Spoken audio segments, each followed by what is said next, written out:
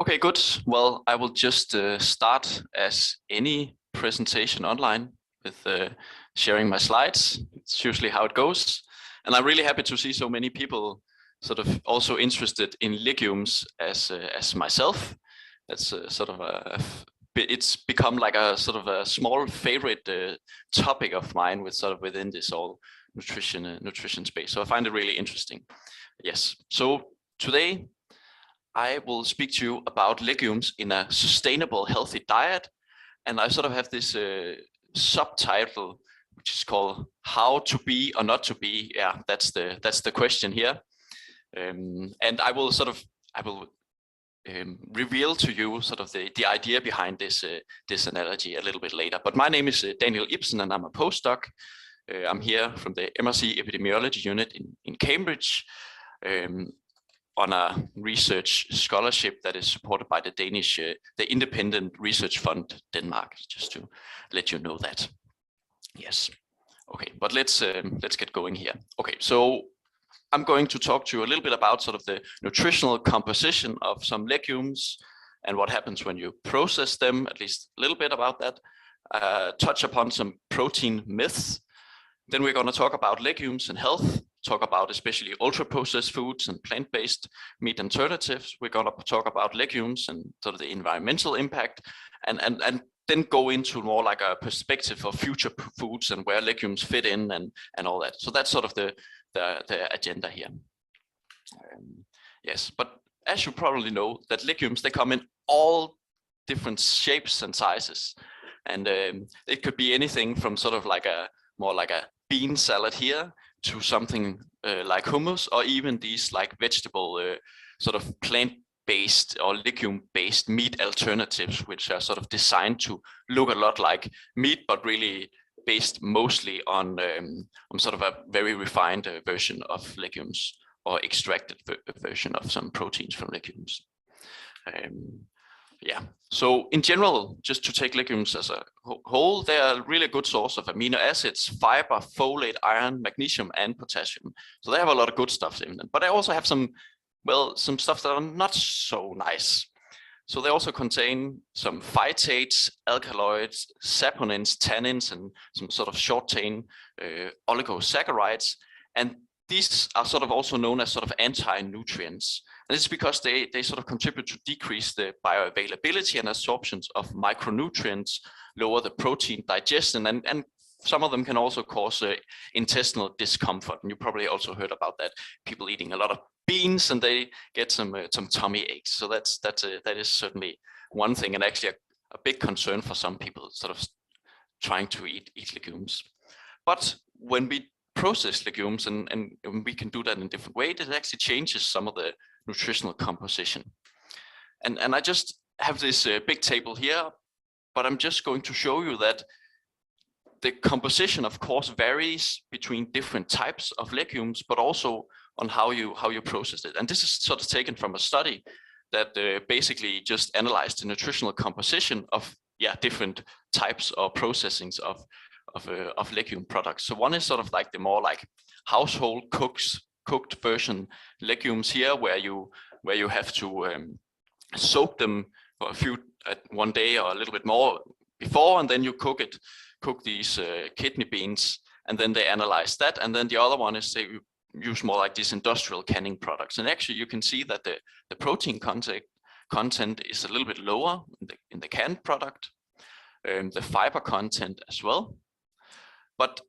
And also you can see iron, magnesium is a little bit lower, but also some of these, apologies for that, these anti-nutrients, they're actually also lower from the canning process. So it's actually, to say that it's bad canning for the sort of nutritional composition, maybe that's not exactly true, but something happens here. So at least that's sort of at first point, sort of one thing. So processing do seem to matter here on this level. Yes. And then we have even more refined versions of plant-based meat alternatives. And these are sort of typically these legume flours that have been processed to give like a certain texture and really to mimic these meat products like burgers, sausages, and nuggets. And you probably, maybe some of you had even tasted them before.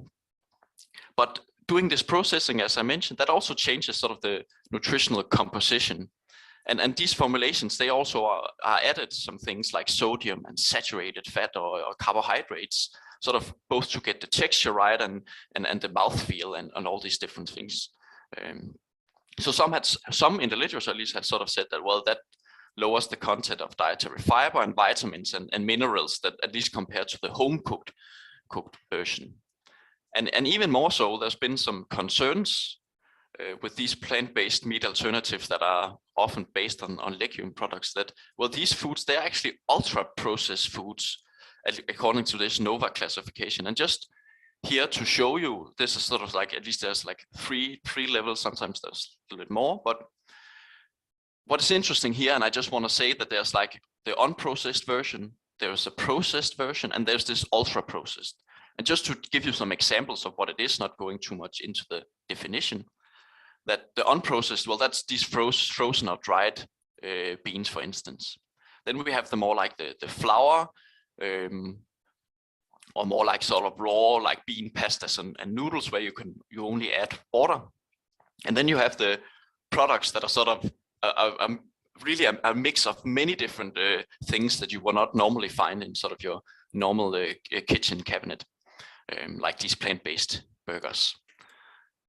But I think one thing that I found a study, I actually discovered this week, and this is like interesting sort of in the perspective of all of that this is a preprint, but I think the idea is very neat. They tried to find all the plant-based and vegan, vegetarian based products and compare that to meat-based products. And they basically did like a systematic search of many different sort of places where you could buy different foods and products, both in the US, UK, and Canada, and sort of made this big comparison between them. And I found that it was interesting to see that they found that the meat-based products, on average, they were higher in energy, protein, sodium, compared to these vegetarian and vegan products. And the meat-based products, they were higher in saturated fat, but lower in fiber than the vegan products, but not so much the vegetarian products. And maybe that's because they use more dairy in the vegetarian options as well. So I found that sort of interested in the way that, well, actually, again, in nutrition, it always depends on what you compare it to, and compared to the meat-based versions, actually these plant-based meat alternatives, they seem to be better, maybe not better than the unprocessed version, right? But there's sort of maybe something in between. Yeah, and just to note that, because I come from Denmark, and the Danish dietary guidelines, they recommend an intake of legumes, the new ones, of 100 grams of cooked legumes each day. That's the recommendation. That's a lot, considering that the average intake, from the latest numbers, there was like 3 grams per day. So that's there's some way to go, and I think it is similar in the UK as well with the intake. I think it's a little bit higher, but unfortunately, maybe not that much higher. But they recommend, they actually say that, well, these plant-based meat alternatives, they are less nutrient dense than other forms of legumes, and then they should not be sort of a substitute. So those 100 grams per day you're supposed to eat, they should really not so much come from the plant-based meat alternative. But I don't think I totally agree on that, and we can see from the slide before that actually, if you compare it to meat-based products, that then they actually look a little bit better from the nutritional composition. Yeah, and I also think it's worth noting that if you have to cook all your legumes from scratch, well, that requires actually some planning, and yeah, that's not one thing. A lot of people, if everyone had to eat in that way, would be really find that very convenient and easy. So I think at the end of the day, we need processing in one way or the other to get people to eat more legumes. So I think we need to think about how to work with that. Okay, so just some really quick protein myths before I get into the health aspects here. Because I think there's sort of something, right? People can be concerned when eating these products more that, well, we're not getting enough protein. And I think it's worth noting that sort of all plant foods, they contain all amino acids. It's just in sort of of the protein there are, the composition within that is different. So you should only really be concerned about sort of complementary protein. It's called that you should eat different food sources to get your protein, so you get covered all of these essential amino acids. You should only really be concerned about that if you eat very little total protein. So that's the key. You eat enough protein, then you're covered. If you eat very little, like have a very little dietary variety in general. So if you only eat cereal products, for instance, well, and then you don't eat any milk or any meat intake as well, well, then you should be concerned, and then you should think about supplementing that diet with other sources to be able to get your sort of amino acid requirement right. But that's really not the case, at least sort of in the Western context so much. So the average intake of protein in the UK, some of the latest numbers I could find, that is around 72 grams per day, and it's around 16.1% of the total energy intake in adults. So that's certainly enough. And just to show sort of when we talk about dietary shifts and all that, so what is that actually? I've been wondering that myself sometimes, sort of when they say these different numbers, how does that look on a plate? And I just found this picture that I wanted to show, what I thought was interesting. So they compared sort of like, they say the current scenario, I think this is from in the US, where the average intake maybe is more around the 90 grams of protein. And they have this split between 85% from animal products and 15% from plant products. So a plate could look like this. If we change that, where we sort of decrease the protein intake by 25% and we change the composition, so it's 60% animal and 40% plant, well, then it will look like something like this. And I think that's sort of maybe something that would be realistic for people to change, but still there's a lot of legumes here, so we need to find a way again. Okay, so let's dive into the health aspects of legumes. So what is actually the relationship between consuming legumes and your risk of different diseases? That's what I mean about health. So there's of course certainly more things to that, but at least that's one way of measuring it. Okay, so this is a busy slide, but really there's just the one big main point, and that is, if you look in these observational studies, the cohort studies, these are the top ones here. These are studies that ask people what they eat at one point in time and then follow them up for long periods of time, 10, 20 years, to see if they develop diseases. And if you sort of take these studies and you compare people with a high intake of legumes with a low intake, well, certainly for cardiovascular disease and colorectal cancer, it seems that a higher intake of legume is associated with a lower risk of these diseases. For diabetes, it's a little bit more sort of murky or blurry. It's not that certain. And actually, a study from the unit here actually found that there's like a slight, really small increase actually in the risk. But I think it's worth noting that in many of these studies, besides going from being in Asian populations, then the intake of legume is generally really, really low. So it's actually something that's a little bit hard to investigate.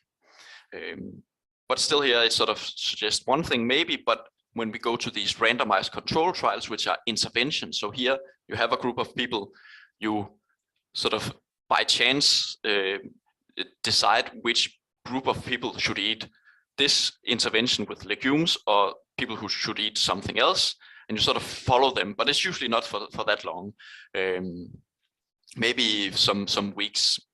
And if you sort of look at those studies, we can see that in terms of risk factors for cardiovascular disease and type 2 diabetes, we can see that compared to different types of products, mainly actually compared to different other carbohydrate sources, well, they actually seem to look better for health. So overall, I would just say that legumes, they actually seem to be related to a lower risk of health. And sort of many things point in the same direction, but there's certainly more things to know here. But this is just like an overview. But then there is this idea about the ultra-processed food and this worry as well with legumes. And one of the things, and I think this study show very nicely here, is sort of what is the concern about ultra-processed food, because food is more than just like sort of the nutritional composition is more also about sort of what we call the food matrix, or how these nutrients are sort of packed together. And food processing have a big part in that sort of that matrix. This is interesting in the way, and also sort of rings the alarm bells a little bit for these ultra processed food, because here the researchers in like a metabolic ward study, so that's a study where people stay in a sort of like a housing facility, and they are monitored very, very closely. And here the diets especially were very, very closely monitored. But they compared basically identical diets, but the only difference was processing. They could eat as much as they want, but the composition of some nutrients were the same, but the processing was very different. So what they found here was that this ultra-processed diet compared to an unprocessed diet, the ultra-processed diet really almost instantaneously increased the total calorie intake of what people consume. So that's really a strong indicator that if you eat a lot of these foods, well, then you're more likely to overconsume. And of course, that's been related to obesity and so on. So there was some concern. But what does, and just to say that there also been some larger epidemiological studies linking people with a higher proportion of the diet from ultra-processed food compared to lower, linking that to here it's cardiovascular disease, and here this table is risk of type 2 diabetes, and it also shows like a higher risk of these two. And also there are also cancer as well has also recently been associated with these higher intakes of ultra-processed food. So it definitely does not seem to be good, but how does it actually look? And I can't show you any observational studies that look into these foods, because, well, these are new foods in a food system. So we don't have 10, 20 years of follow-up with people who have consumed them for a very long time. So we have to go to intervention studies, as I mentioned before, what they are. And I have two good examples of studies.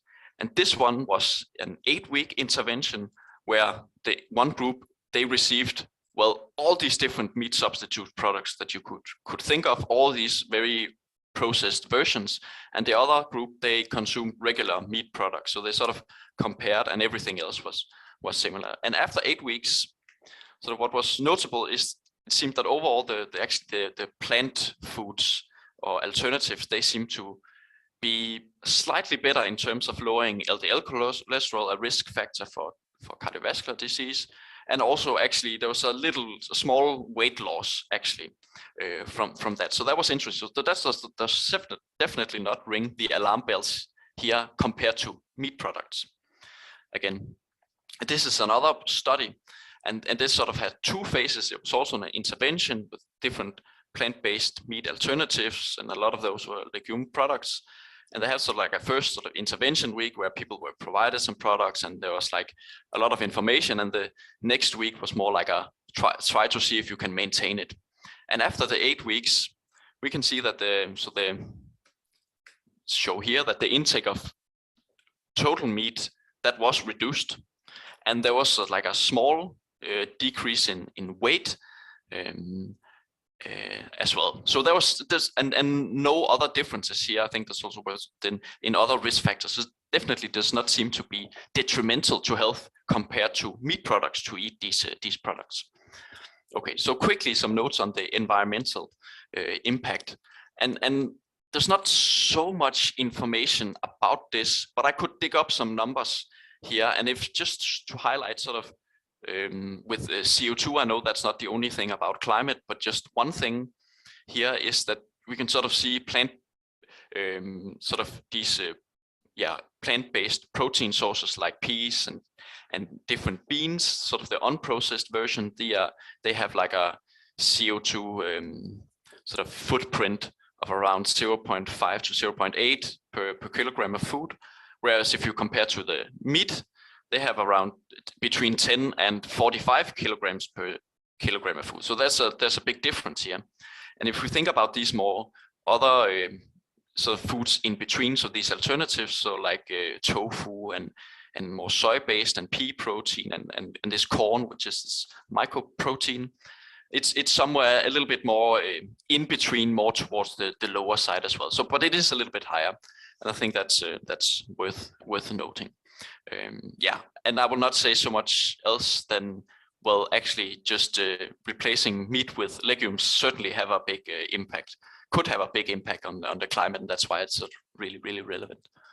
Okay, so putting all this together with the climate and the health and the processing, well, how does the future look here, right? So how do we sort of redesign our current dietary patterns to include more greater consumption of legumes? And I think before we go into that, I think there are some important questions that we sort of need to answer within that, sort of within, and it's sort of in the cross section of these different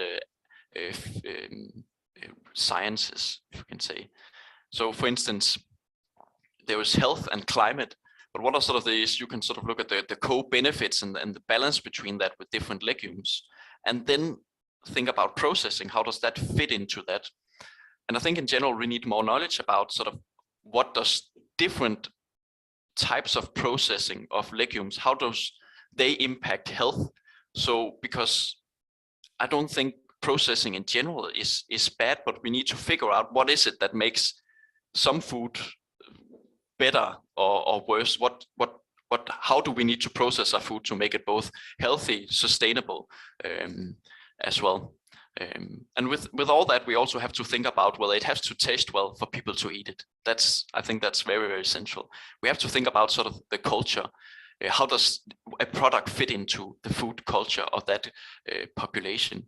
And what about equitability? And I think maybe that's not been talked about much, but if we sort of demand people to consume legumes or sort of make them from scratch, like all this soaking and all that, well, I think that puts an extra strain to the person in the household that is cooking, for instance. So is that giving equal opportunities to everyone? And of course, it needs to be affordable for people to eat these foods. So I think there's definitely some things that we could just rounding off here. I think, yeah, we need to change in different ways, and one of the biggest challenges will really be to change sort of the whole food culture, because it seems in the Western part, and particularly UK and Danish, that legumes they don't have a big role in our food habits or like a food culture. They don't play a central part, but it certainly seems that they could play a bigger role. But how do we change like a whole population's dietary habits? So I'd just like to give like a small example from Denmark, where they changed the intake of whole grain, because actually in the start of the 2000s, the intake of whole grains was actually really, really low, but there was a lot of evidence showing that health benefits of whole grains. And it seemed like something that we should eat more of. So within like this, like almost 10-year period, they actually did a big private public health sort of intervention, where they actually ended up increasing the intake, which I think is really one of the few successes I've seen on like a big scale. So what was this about? So this was, as I said, businesses, commercial partners, and government and health NGOs that sort of came together in this whole grain partnership, where they worked on some like key events and talking about changing diet norms, but also had like a lot with a logo, communication. They had also a lot about product development, what products should be developed, and making those products available.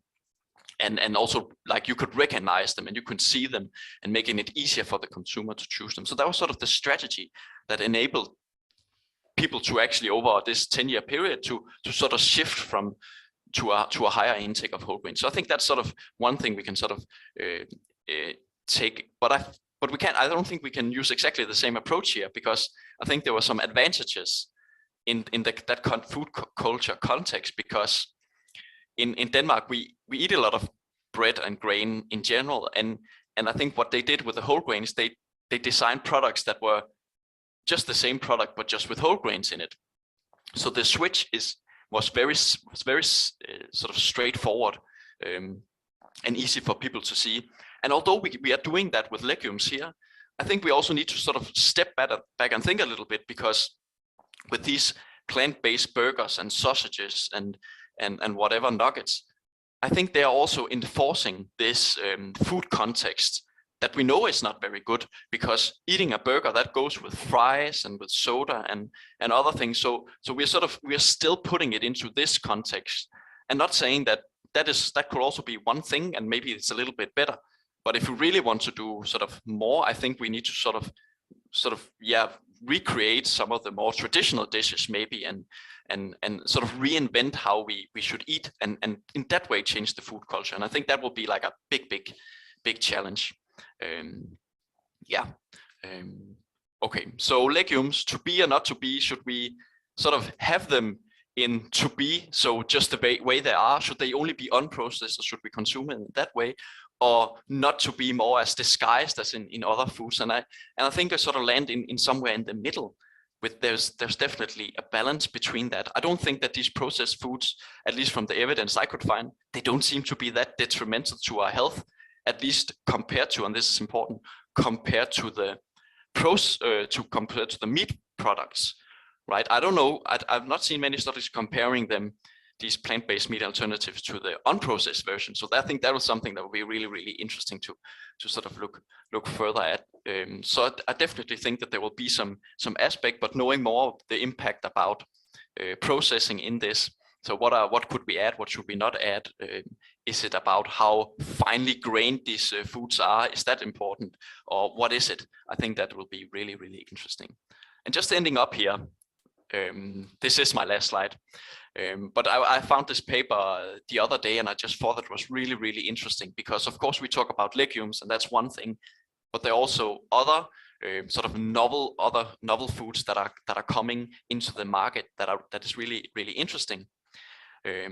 That is like these cell-based meats, for instance, or cell-cultured foods. Also, that could also be dairy products, or something like insects, and I think also foods like spirulina, or things we could sort of scale up. We know them, but we could sort of scale it up to contribute to our food intake. I think this is about climate impact, this paper. But basically what it shows is sort of, we can have like, this is, let me see if the cursor's here. So here, CD, that's the current diet, and this is the impact on this sort of the global warming potential, and the land use, water use, sorry, and then land use.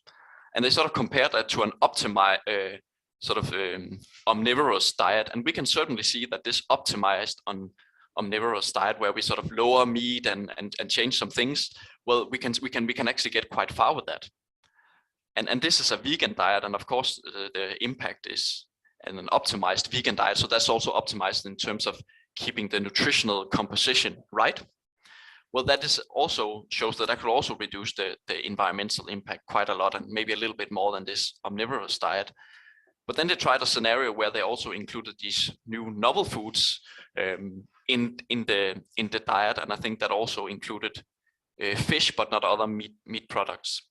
And they could see that they actually also could get very far on this, including these foods. So I think, again, I think a main point here is that it's sort of about finding a balance, but at the heart of it, we need to get people to eat these products a little bit more. I think certainly there's evidence enough to say that they are a good choice to consume, but yeah, how to get there, I think that's a key thing. Yeah. That was the last slide. Thank you so much. Thank you. It was great. And I really like actually the approach to use the dishes that we normally consume, but introducing little by little more pulses rather than revolutionize the whole culture, and also focusing on quality, you know, reducing the amount of meat, but focusing on perhaps good meat rather than non-good meat, and therefore increasing pulses that are good. But before, I have some other questions, but before I go ahead, I know that perhaps Chris and Nicole might need to leave us. So Chris left a couple of questions in the chat, if you would like to read it, or if Chris would like to read it out. Oh, ask the question. Can you see the message, Daniel? Yeah. Yeah. Should I read it out? Or you yes, go ahead, Chris. Please. I can. No, please read it out. I think okay. That's, then everyone hears it. Okay, perfect. Thank you. Okay, so how do you determine energy intake in ultra-processed food, and non-processed food, the carbohydrate, protein, lipid, exemplary content must be the same, question mark. How is the matrix shielded energy measured? Yeah, so just to talk about this. And my question is related to your slide where you saw the unprocessed and the processed Yes. had a quite large energy difference. Yes, so of course this is a tricky study to make, but I think the researchers did as good as a job you could possibly do to sort of ensure that the composition of the diets was equal, right? So there was similar energy percent of carbohydrates, protein, fat, fiber, and sodium. So that's what they were looking at, right? So there could certainly be a lot of other things that could be different in the diets, but that was what they focused on here. And I know one thing, for instance, the fiber, that was quite tricky. And I know they provided the people on the processed food diet with drinks of sort of fiber that they could dissolve into the water and drink to keep it similar, just because it is really, really challenging, right? And separating something like processing in the diet, right? That's just so complicated and keep everything else the same. And I certainly think that there is more to it than that, but I think it still shows something, I think, that eating this diet that is really, really processed. And I think the paper is really nice in that they also show what foods, like the dishes that they actually provided the participants. So you could sort of see what it was, right? That some of the unprocessed, there was like salads and all that, and the processed were like burgers and things like that. So it's certainly sort of testing like this idea, I think, well, and the thing is that it was in a metabolic ward. So they controlled everything they ate. They gave them how much and measured and weighed and all that. So I think that's sort of the best we can get, basically. And of course, this is a short-term study, but what they looked at was just the energy intake, and we can see there was a very clear signal that it went up. Yeah. But Daniel, just to follow up on this, is it also because most of the ultra-processed food that use pulses use mostly just one type of pulses, normally pea or soybeans? They don't really seem to have chickpeas or other type of beans or etc. Lentils. Is that perhaps a reason? So type yeah. of pulses react in a specific way, and plus obviously they get added some other nutrients that are not so good. So I think that's sort of within the food right here, and that study, that was like just the diet, right? So it's really, we can't say anything about sort of individual foods in that sense. So that's just, I guess that just illustrates that if you eat a diet with a lot of these foods, then you are likely to eat more. But again, what is a diet high in ultra processed foods? That I think that could also be defined a little bit better, because that could also be many different foods. So yeah, there's a lot of details, and I don't think it has been looked into sort of what about if you combine different legume sources in the product, how do that impact? Well, certainly that could do something, and I think that goes back to my point with I just need to we need to look a little bit more into that and know a little bit more about it, because it's there's so much to know. Yeah, more work to do, Daniel. Yes, there's a question from Nicole. Nicole, would you like to read it out, or would you like me to read it? I'm just sure I can read it. It was basically just asking whether, so you mentioned there's a link between like diets that are high in ultra processed foods and cardiovascular disease and cancer, and I just wondered if that's direct, or if it's because you mentioned that then they tend to have a higher energy intake, and then that makes people more likely to be overweight, and yeah, if it's indirect or direct, really. Yeah, good question, thank you. So we can see sort of the intake of ultra processed foods as sort of like that's what we are doing, and how does that impact different things. And certainly the one study that I alluded to, that seems to be if you just let people eat whatever they want, and these people eat more ultra processed food, maybe they're also likely to eat more energy, and we know that leads to sort of obesity. But there are also other mechanisms sort of in at least sort of more on we think that could also be a big part of why that they are not so good. So that is, for instance, that could be, one thing is sort of the lipid levels. For instance, these foods, maybe they're also higher in saturated fat in general. That could be one thing.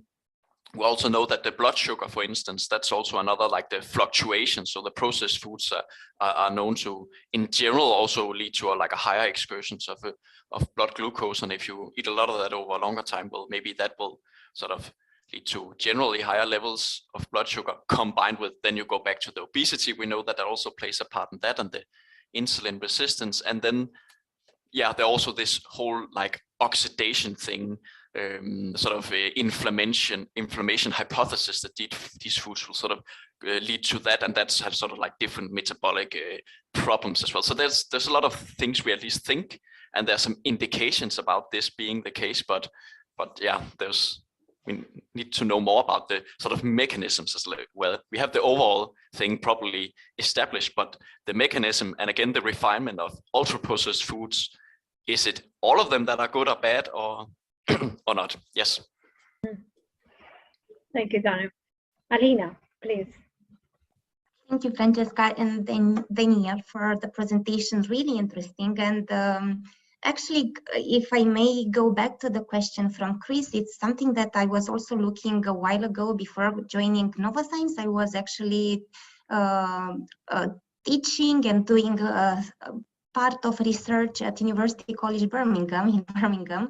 And we actually had a project with, in collaboration with Eurofins, to see how ultra-processed foods modulate gut microbiome versus, it wasn't raw products, but towards less processed foods, let's say. Daniel, looking at the question from Chris, I was just wondering, the energy intake, was it based on the calculation? Was it based, I haven't looked up specifically at the article. Yeah, I think that was that was certainly based on sort of the calculation from the diet of what they consumed. Yeah, so it was so not like you not measured how much they actually sort of uptake of that. You know? So it was just the intake based on the dairy meals they were provided with, and not the like, let's see, the feces and the urine metabolites afterwards. No, I don't know. Maybe they collected that, and maybe we'll sort of learn about that a little bit later. But at least in that paper, and that's sort of most of the data from that study I've seen.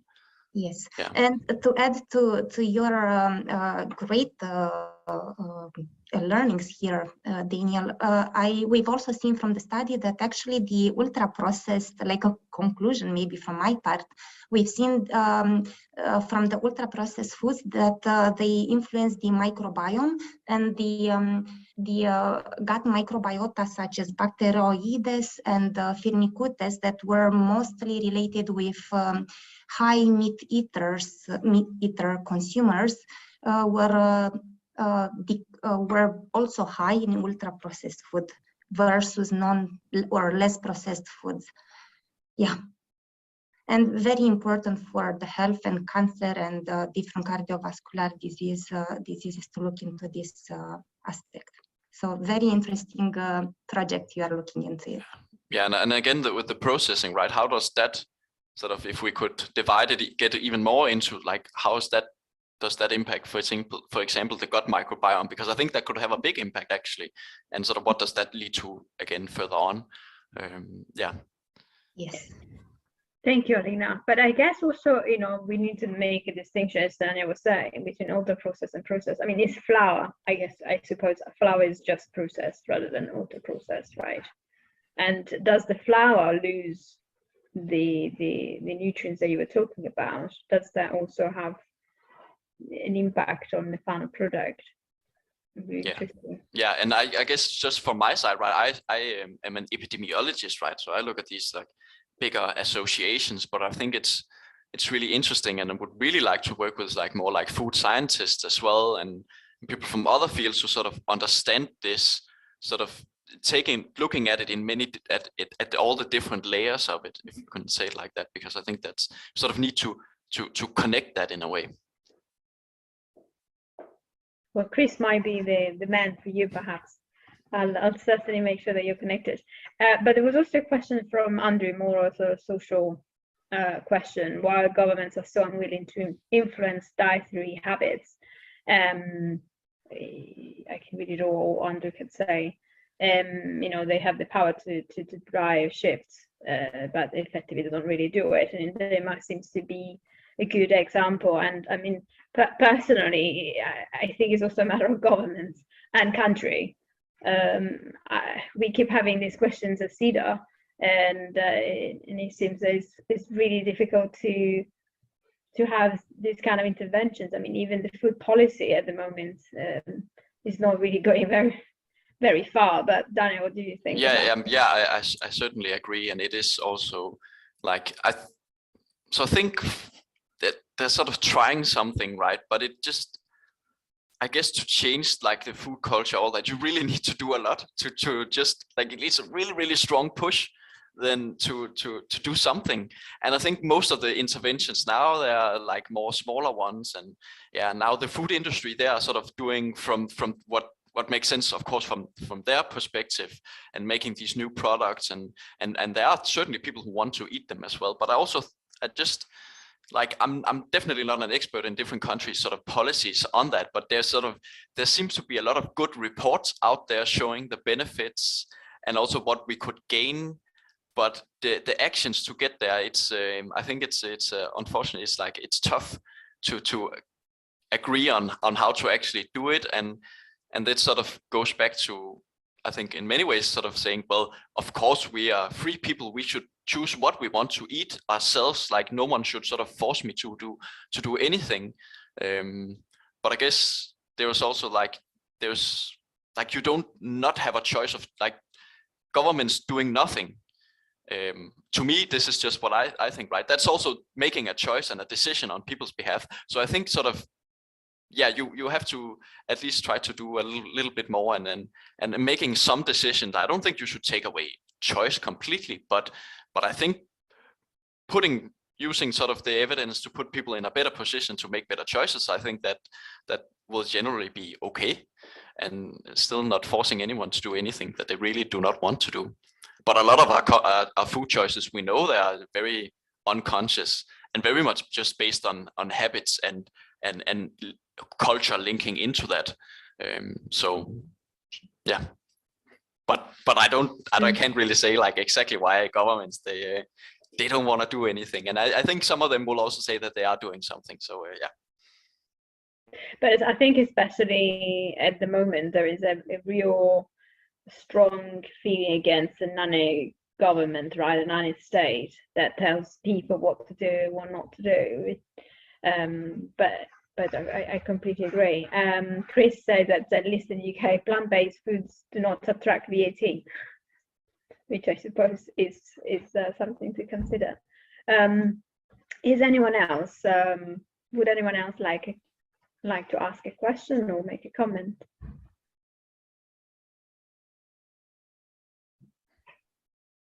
I don't know if Daniel knows this question, the answer to this question, but could we, if we started moving away from meat, eating as much beef, and we wanted to reuse that land for pulses, to grow pulses, is that possible? I'm not a legume crop expert, but is that a regenerative plant? Is that possible? I don't know if we have any plant scientists in the audience. In the group. I'm not so sure either. I think there's at least been sort of proposed that, but it's at least I think it must be more complicated than when we think. It's usually how it is, that if you can't just okay, we will use this land for legumes and then all will be good, but it's probably more complicated than that. But there are some arguments for doing it. And again, legumes are a good thing to grow because they sort of fixate this nitrogen in the air. So there are some extra things. Peter, you have a... Hello, if I can just comment on that from a plant science perspective. It actually didn't get funded in the end, but we put together a very nice proposal to UKRI on investigating the UK pulse value chains from both a plant science perspective as well as from an economic perspective, to figure out what would need to happen in terms of consumer behavior and plant breeding and policy in order to make the UK grow and use more pulses. And it's been quite interesting because there is a lot of interest from the farming side in it, especially now as there's a really rapidly gathering steam in the sense of sustainable agriculture and trying to build more complex crop rotations that rely less on artificial fertilizers. However, the main limitation we found in our preliminary work was really from the economic side, to make sure that there is enough demand and enough reliability in the level of production that the downstream value chains could rely on UK production of pulses. Because at the moment it's so low that and so variable from year to year because of environmental variation, that a lot of the pulses that do get produced here get exported. The UK grows a huge amount of fava bean, and almost all of that goes into export for either animal feed or human consumption in Egypt. So a lot of the fool that gets eaten in Egypt is produced from UK fava beans because they grow really well here, but there isn't enough of a market to actually eat them in the UK. So there are quite a few different hurdles towards that, and actually quite a few of them are on the pure plant sciences side. We have varieties that will grow well in the UK, but we need to approach that from a more kind of complex viewpoint that also takes the regulation and the market factors into account. Peter, would subsidies be an answer or a solution? Yes, I believe subsidies are a huge part of the issue here, and it's really interesting to see the new environmental land management scheme coming through the regulatory pipeline now, which doesn't explicitly talk about legumes much. It talks about them in the context of crop rotation, sometimes in land management, but that's more on forage and green manure legumes. So not so much about pulses for human consumption. But if there was more of that, that would be be a really big part in having more pulses grown in this country. It also seems to be something like, so we in the UK, you can grow certain pulses, but they're not, for instance, the one that people like to eat. Like, and I think it's the same in Denmark and also in Sweden. I've seen examples of that. So if we could grow the beans that we could grow and people would eat, that will also sort of pull in a way some of it. But I guess subsidies is a for big example, thing. the Phaseolus beans that go into baked beans, very little of that is grown in the UK because the climate isn't quite right for it. The peas here do get consumed locally. So the mushy peas, for example, that's something that the UK produces a lot of compared to the very low level of that kind of pea that gets grown around the world. But the fava beans are a really interesting example that we produce a lot and almost eat none of them. And sort of how do we reintroduce that to the food system, basically, right? Because I think back in the day, there must be some like old dishes where you consume what you could only produce in the country. And I think there's like a yellow split pea soup in Denmark as well. Sort of like it used to be a traditional farmer's dish, and people consume it, but we don't eat it anymore. It's not there. Yes. But also, Peter, just and then because I used to work in the CGIAR, which is the international. I remember working at ICASA, which is the one in the dryland, and they were doing a lot of work on fava beans, and in fact, in reducing the amount of the element that causes gas, because fava beans have a very bad reputation, particularly because of that. So I guess if we could also develop a product that people do not find as annoying in a way from a physical point of view, and then promote it, I think that would be really a way to go. Andreas, please. Yes, hello. My name is Andreas from Arla Foods in Denmark, and yeah, that was a really interesting talk, Daniel. I think it's very interesting to see the data from Kevin Hall and colleagues, so where people on the highly processed food diet, they actually start to consume much more energy compared to the other group. So what do you think the mechanism is behind this? Is it basically because that foods that are highly processed, they are more skewed in terms of nutrients. So they provide or the nutrient density maybe is lower in highly processed foods, or what is underlying this? Yeah, I guess that's the big question that the researchers that did that study, they are really trying to answer. One of the things they pointed to was sort of like just this, how easy it is to chew, for instance, something like simple as that is just easier to sort of get in, and you can in that way easier eat more of it. They're sort of looking a little bit into that, I think.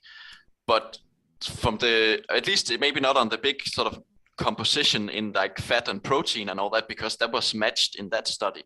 So maybe not, that's maybe not what was about the results there, where they sort of explained that, but there could be other things that sort of contribute still to sort of overconsumption. Maybe there are some additives as well that also sort of drive, and the taste, and how that sort of still sort of, again, the combination of breaking things down, making them also easier to absorb, like Alina's gut microbiome energy absorption thing as well, put together with just these extra additives of that enhance the taste and the flavor and the texture together. Maybe that leads people to eat it a little bit more, but it's still sort of something that we really like to know more about.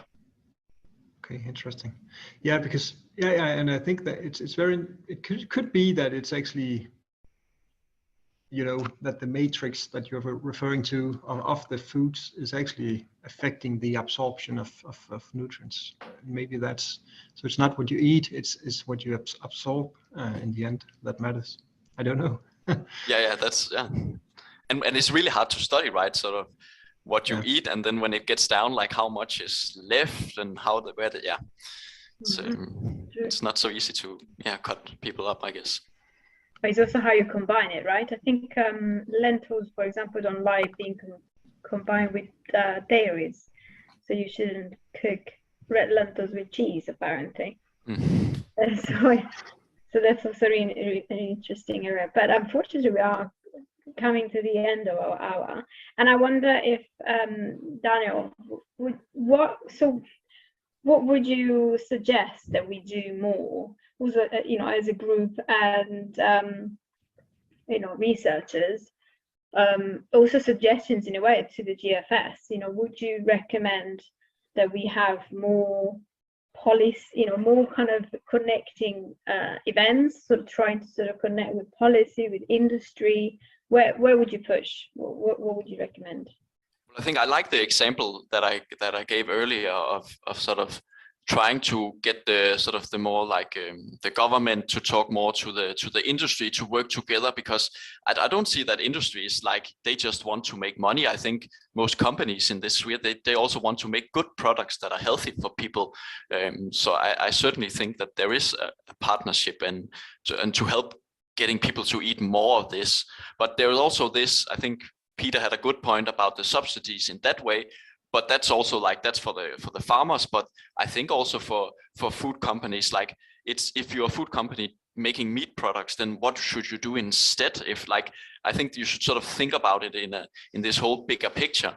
And of course, like I'm talking about legumes, but there are certainly also other products we should eat more of, and some we should eat less of, right? So it's just, this is zooming in at one thing, but there's a bigger there's like a whole ocean that we need to sort of change some of the waves in different places. So getting those two to talk together would be good. And for me as well as a researcher, well, I want to learn more about it, but I think I have to sort of talk to other sciences as well to sort of understand it a lot better, because it is like this multi-dimensional issue, and then getting at the goal, I think we need to work more together. Right, more work for me, definitely. Something that I definitely want to organize, and I've been discussing, but I will let you know, and we should definitely plan. But thank you so much, everyone. It was really interesting session, and I hope that you enjoyed it. And have a good weekend. Thank you so much, Daniel. And the recording and the slides will be on our page. So in case you also want to share with others, please do. And I hope to see you next Friday, although the person who was supposed to be with us has cancelled today. So hopefully I will find the replacement and we'll let you know. Have a good weekend, and thank you, everyone. Yeah, thank you. Thank you. Bye. Thank you to everyone. Bye. Bye. Take care.